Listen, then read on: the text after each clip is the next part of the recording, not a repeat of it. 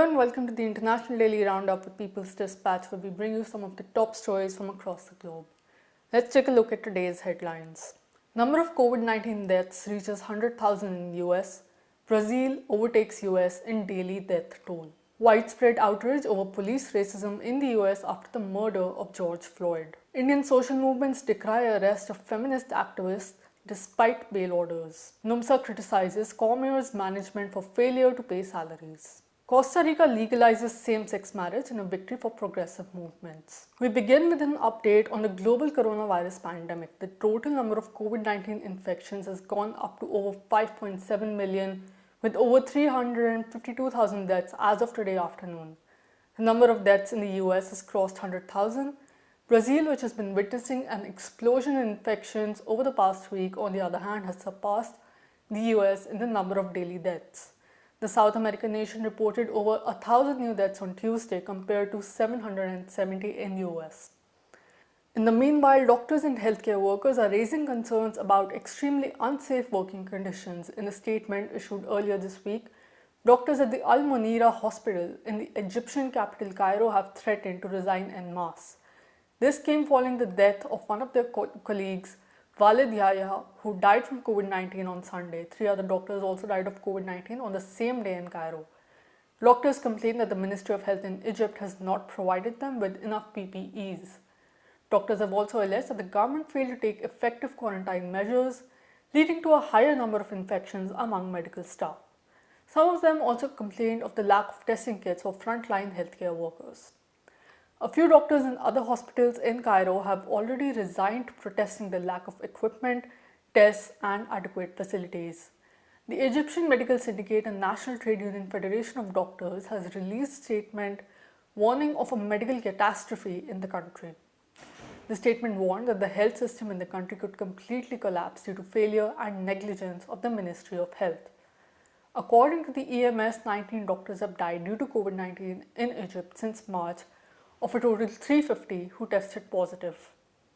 In our In Focus sections, we bring you a conversation between Vijay Prasad and Arundhati Roy on the COVID-19 pandemic, lockdowns, and the role of governments.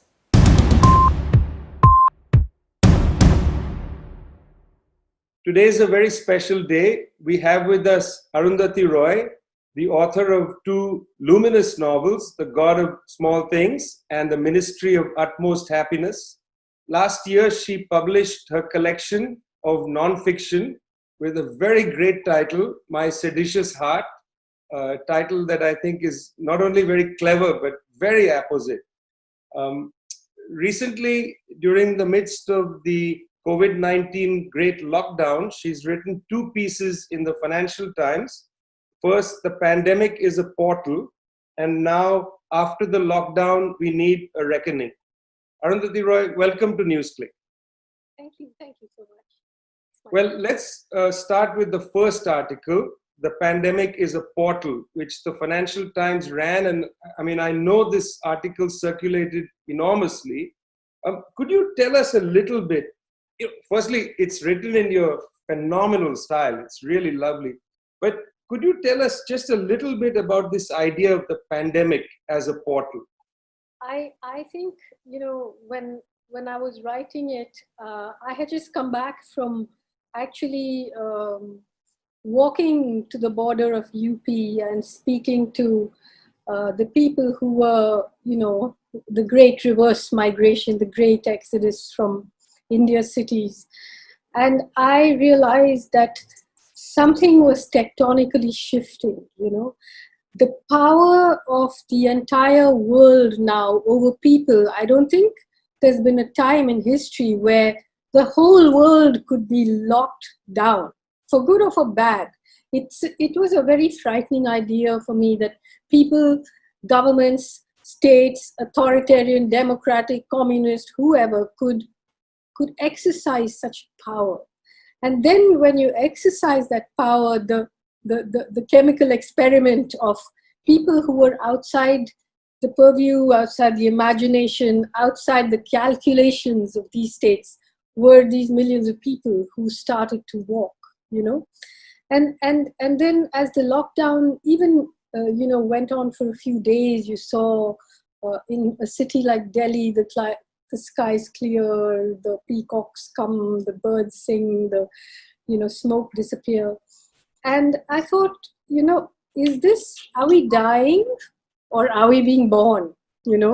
Because as individuals, we don't have a choice about when we are being born and when we are dying. But perhaps as a species, we do, some control we could exercise on this. And so I thought we are in a portal between worlds, I used to think of this world as a graveyard full of people who are alive, but the light has faded, the stars have died, and we just pretending to be alive, and we know we've destroyed this planet. But then suddenly, when you saw the potential of healing that the show that the earth put on, we thought, okay, maybe there is a moment of hope in the midst of this despair, or maybe it's just greater despair. But certainly it's a moment of rupture, a moment of choosing. So that's why I thought of it as a portal. Moving on to our next story, on May 26th, hundreds of protesters clashed with the police in the city of Minneapolis in the United States. They were protesting the murder of a black man by a police officer. Eyewitness accounts over social media allege that police used tear gas, drones, and riot gear to disperse the crowd, leading to a violent clash at the scene. Protesters had gathered at the intersection where 46-year-old George Floyd was murdered in a violent attempt to apprehend him. Floyd was being arrested by 4 police officers for allegedly issuing a fake check. In the live video shot by an eyewitness, one of the police officers had pinned Floyd down on the road with his knee on his neck. The victim was choked to death by the police. The police alleged that Floyd tried to resist arrest, but eyewitness accounts from the day have stated that the police used disproportionate violence. In the video, the police could be seen disregarding Floyd's cries for help and bystanders' pleas to not shoot him. The video, which went viral, has evoked memories of Eric Garner, who was also choked to death by the police in a similar incident in New York.